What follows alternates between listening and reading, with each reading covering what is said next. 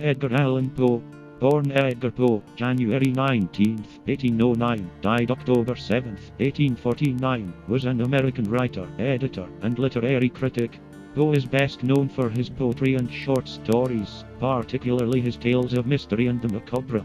He is widely regarded as a central figure of Romanticism in the United States and of American literature as a whole, and he was one of the country's earliest practitioners of the short story. He is generally considered the inventor of the detective fiction genre and is further credited with contributing to the emerging genre of science fiction. He was the first well-known American writer to earn a living through writing alone, resulting in a financially difficult life and career. The Unparalleled Adventure of One Huntsful, 1835, is his short story he published in the June 1835 issue of the monthly magazine Southern Literary Messenger. Apparently intended by Poe to be a hoax, he planned to continue it in further installments, but was upstaged by the famous Great Moon hoax, which started in the August 25, 1835 issue of the New York Sun daily newspaper. Poe later wrote that the flippant tone of the story made it easy for educated readers to see through the supposed hoax. The story may have had an influence on, and is referenced in Jules Verne's From the Earth to the Moon, which seems to be a retelling of the story. Poe later published a similar hoax, the balloon hoax, in the New York Sun. His The Conversation of Eros and Charmian was first published in the December 1839 issue of Burton's Gentleman's Magazine and was included that same month in the collection Tales of the Grotesque and Rabesque. In writing this story, Poe was capitalizing on the excitement in the 1830s caused by William Miller's predictions of the end of the world. He predicted in 1831 that the world would end in 1843. Eureka, 1848, is a lengthy non-fiction work which Poe subtitled a prose poem, though it has also been subtitled as an essay on the material and spiritual universe. Adapted from a lecture he had presented, Eureka describes Poe's intuitive conception of the nature of the universe with no antecedent scientific work done to reach his conclusions. He also discusses man's relationship with God, whom he compares to an author. It is dedicated to the German naturalist and explorer Alexander von Humboldt, born 1769, died 1859. Though it is generally considered a literary work, some of Poe's ideas anticipate 20th century scientific discoveries and theories. Indeed, a critical analysis of the scientific content of Eureka reveals a non-causal correspondence with modern cosmology due to the assumption of an evolving universe, but excludes the anachronistic anticipation of relativistic concepts such as black holes. Eureka was received poorly in Poe's day and generally described as absurd, even by friends. Modern critics continue to debate the significance of Eureka and some doubt its seriousness, in part because of Poe's many incorrect assumptions and his comedic descriptions of well-known historical minds. It is presented as a poem, and many compare it with his fiction work, especially science fiction stories such as The Facts in the Case of M. Valdemar. His attempts at discovering the truth also follow his own tradition of ratiocination, a term used in his detective fiction tales. Poe's suggestion that the soul continues to thrive even after death also parallels with works in which characters reappear from beyond the grave such as Lydia. The essay is oddly transcendental, considering Poe's disdain for that movement.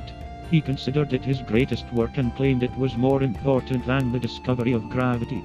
Nathaniel Hawthorne, née Hathorne, born July 4, 1804, died May 19, 1864, was an American novelist, dark romantic, and short story writer. Rappaccini's Daughter is a short story by Hawthorne first published in the December 1844 issue of the United States Magazine and Democratic Review, and later in the 1846 collection Mosses from an Old Manse. It is about Giacomo Rappaccini, a medical researcher in medieval Padua who grows a garden of poisonous plants. He brings up his daughter to tend the plants, and she becomes resistant to the poisons, but in the process she herself becomes poisonous to others. The traditional story of the poisonous maiden has been traced back to India, and Hawthorne's version has been adopted in contemporary works. Jules Gabriel Verne, born 8 February 1828, died 24 March 1905, was a French novelist, poet, and playwright. A Drum in the Air, French, Untrimmed and Lessers, is an adventure short story by Verne and was first published in August 1851 under the title Science for Families.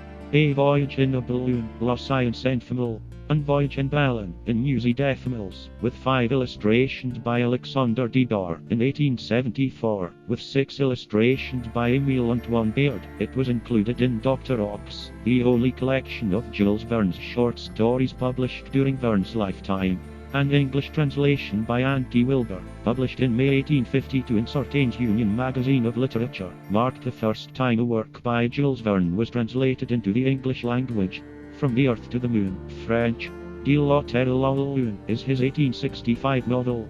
It tells the story of the Baltimore Gun Club, a post-American Civil War society of weapons enthusiasts, and their attempt to build an enormous Columbiad space gun and launch 3 people, the gun club's president, his Philadelphian armor-making rival, and a French boat in a projectile with the goal of a moon landing.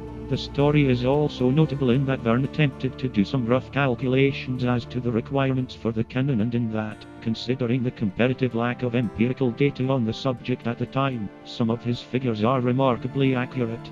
However, his scenario turned out to be impractical for safe manned space travel, since a much longer barrel would have been required to reach escape velocity while limiting acceleration to survivable limits for the passengers. The character of Michel Ardan, the French member of the party in the novel, was inspired by the real-life photographer Félix Nadar. 20,000 Leagues Under the Sea. A Tour of the Underwater World, French. 20 000 lieues sous les mers. Tour du monde sous-marin, 20,000 Leagues Under the Seas. A Tour of the Underwater World is a classic science fiction adventure novel by Verne, published in 1870. The novel was originally serialized from March 1869 through June 1870 in Pierre-Jules Hetzel's periodical, The Maugassin de Education et de Recreation. The deluxe illustrated edition, published by Hetzel in November 1871, included 111 illustrations by Alphonse de Neuville and Edouard Rieu. The book was highly acclaimed when it was released and remains so. It is regarded as one of the premier adventure novels and one of Verne's greatest works, along with Around the World in 80 Days and Journey to the Center of the Earth. The description of Nemo's ship, the Nautilus, was considered ahead of its time, as it accurately describes features on submarines, which at the time were very primitive vessels. A model of the French submarine Plunger, launched in 1863, was displayed at the 1867 Exposition Universelle, where it was studied by Jules Verne, who used it as an inspiration for the novel.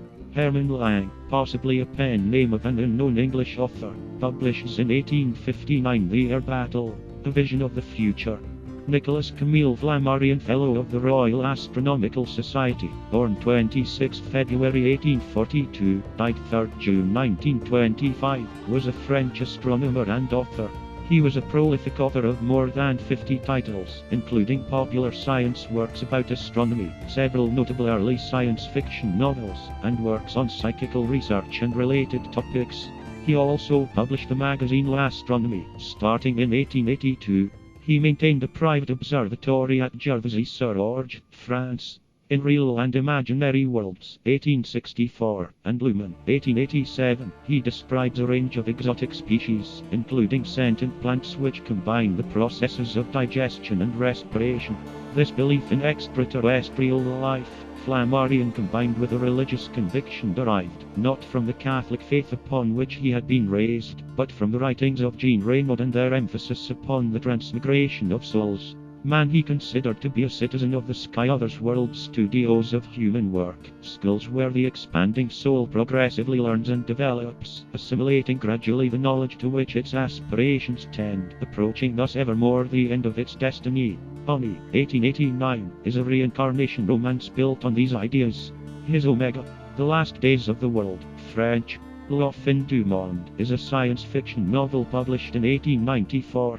On 25th century Earth, a comet made mostly of carbonic oxide, CO, could possibly collide with the Earth. It is concerned with the philosophy and political consequences of the end of the world. The Steam Man of the Prairies by Edward S. Ellis was the first U.S. science fiction dime novel and archetype of the Frank Dredd series. It is one of the earliest examples of the so-called Edisonade genre. Ellis was a prolific 19th century author best known as a historian and biographer and a source of early heroic frontier tales in the style of James Fenimore Cooper. This novel may be inspired by the steam-powered invention of Zodiac Dederick. The original novel was reissued 6 times from 1868 to 1904. A copy of the first 1868 printing with its cover intact is owned by the Rosenbach Museum and Library, Philadelphia. Sir George Tompkins Chesney, the Most Honourable Order of the Bath, the Most Exalted Order of the Star of India, the Most Eminent Order of the Indian Empire, born 30th April 1830, died 31st March 1895, was a British Army general, politician, and writer of fiction.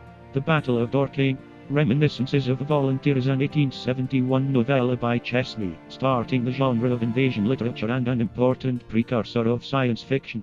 Written just after the Prussian victory in the Franco-Prussian War, it describes an invasion of Britain by a German-speaking country referred to in oblique terms as the other power or the enemy. The Coming Race is a novel by English writer and politician Edward Bulwer-Lytton, published anonymously in 1871.